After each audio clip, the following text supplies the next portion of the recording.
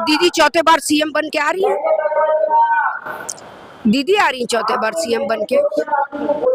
आपको ये माहौल देख के समझ में नहीं आ रहा है कि बंगाल, सुनिए, बंगाल के लोग दीदी के साथ हैं और रहेंगे। इसमें कोई शक नहीं है कि चौथे बार सीएम दीदी बन रही है।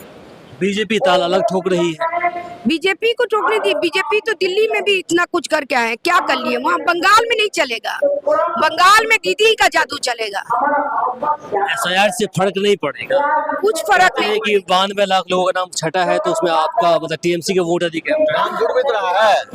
अरे भैया एसआईआर के बारे में मुझसे बात कर ली, बाजी से बात तो आप कर लिए, वो बात हमसे कर लीजिए। एसआईआर में दीदी की वजह से अभी तक 50 लाख नाम जुड़ चुके हैं, फॉर योर इंफॉर्मेशन। और दीदी ने सुप्रीम कोर्ट में जो बहस किया है उस मुद्दे पे आके 50 लाख का नाम जुड़ा है। तो 91 अगर कटा है तो भाई उसमें मरे हुए हैं, डबल एंट्री है, बोगस है, तो वो होता है। आप लोग कोई दिक्कत नहीं। नहीं दिक्कत क्या भाई, हम काम करते हैं, हम पब्लिक के साथ है, पब्लिक हमको वोट देगी। एसआईआर का खाली यहाँ बंगाल में हुआ है, एसआईआर खाली बंगाल में हुआ है। कहाँ हुआ एसआईआर? हर जगह हुआ। किसी का सीएम को देखे हैं कि काला कोट पहन के कोर्ट में जाके पहुंच गई? वो ये बंगाल की सीएम है, ये बंगाल का मिट्टी है, समझे ना? दीदी इतना आसानी से बंगाल का वोट कटने नहीं देंगी, बंगाल का वोट नहीं कटेगा। देखिए अभी भी दीदी के लड़ाई से 50,000 नाम जो जुड़ा है, और अभी 27 तारीख को जो नाम कटा है 27 तारीख को वो नाम भी जुड़ जाएगा। सीएम योगी जी वहां उत्तर प्रदेश चल के यहाँ पहुंच गए हैं, वो कहते हैं कि कावा बनने नहीं देंगे इस जगह। अरे भाई हमने तो कहा ये बंगाल की मिट्टी है, समझे ना?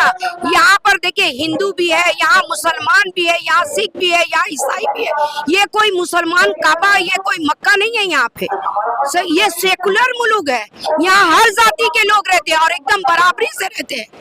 ना यहाँ पे कोई हिंदू आगे है ना मुसलमान है, सब इक्वल चलते हैं। हम लोग का कोई भेदभाव यहाँ पे नहीं है।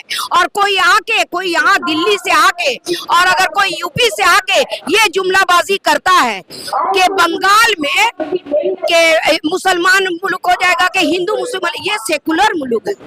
यहाँ के एपीजे अब्दुल कलाम है यहाँ के, तो यहाँ के हम लोग के देख लिए कि रविंद्रनाथ टैगोर भी है।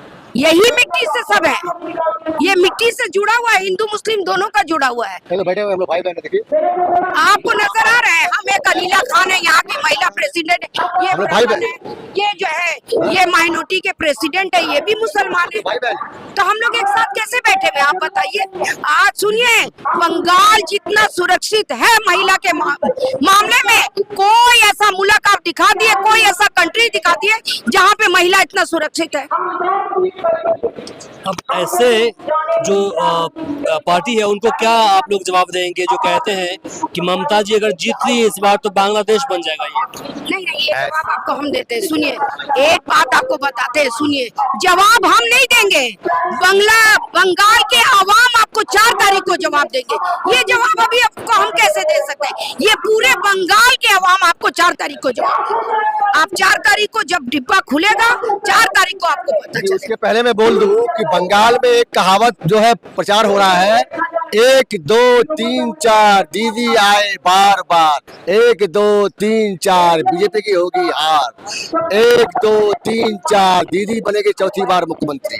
भाइयों इतना आसान नहीं है। आज तो मेरे यज्ञ का जो घोड़ा है वो ममता दी रोकी है 11 में, 16 में, 21 में और 26 में। ऐसा आपके जो वेस्ट बंगाल है यहाँ क्या है जो प्रधानमंत्री साहब मूढ़ी खाने पहुंच जाते हैं? What Bengal think today, India think tomorrow.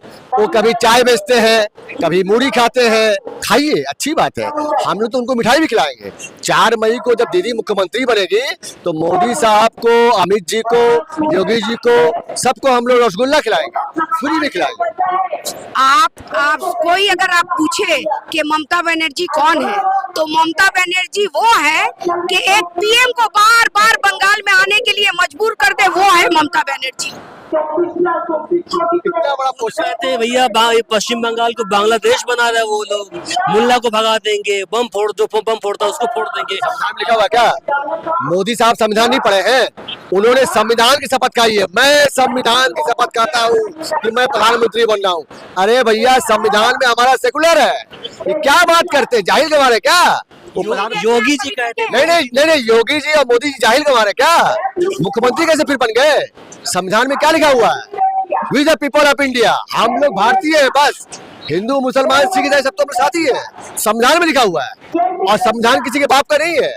संविधान बाबा भीमराव अम्बेडकर ने बनाया है, एक महान बुद्धिजीवी जिसके पास ओरिजिनल डिग्री थी। इनके पास क्या डिग्री है? इनकी तो बिगड़ी है। इसलिए जो तो करो हमला, आबाद में बांग्ला। योगी जी कहते हैं कि स्वामी विवेकानंद जी ने कहा था कि तुम मुझे खून दो, हम तुम्हें आजादी देंगे। क्या ऐसा कुछ कहा था क्या? अरे नहीं, सुनिए, क्या ये कौन कहा था?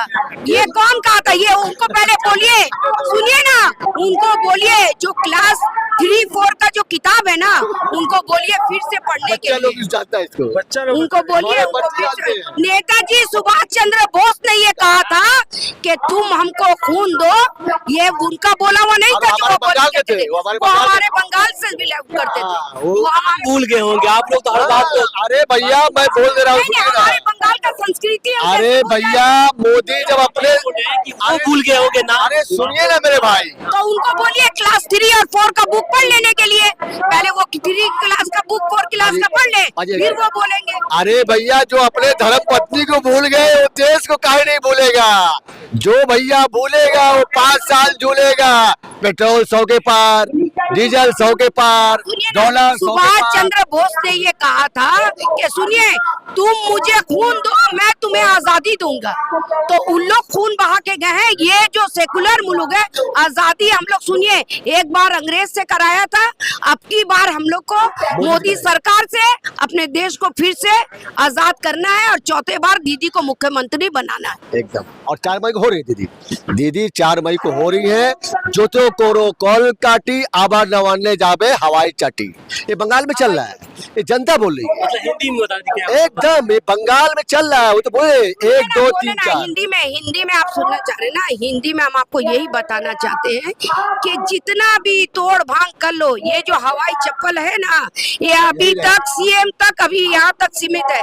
यही सोचिए कि हवाई चोटी कहीं दिल्ली तक ना पहुँच जाए। ये हालात रहा तो ये हवाई चोटी दिल्ली तक पहुँच जाएगा। जा रही है, दिल्ली जा रही है। दीदी ने अनाउंस कर दिया है 4 मई के बाद दिल्ली जाएगी, और दिल्ली से उखाड़ फेंकेगी।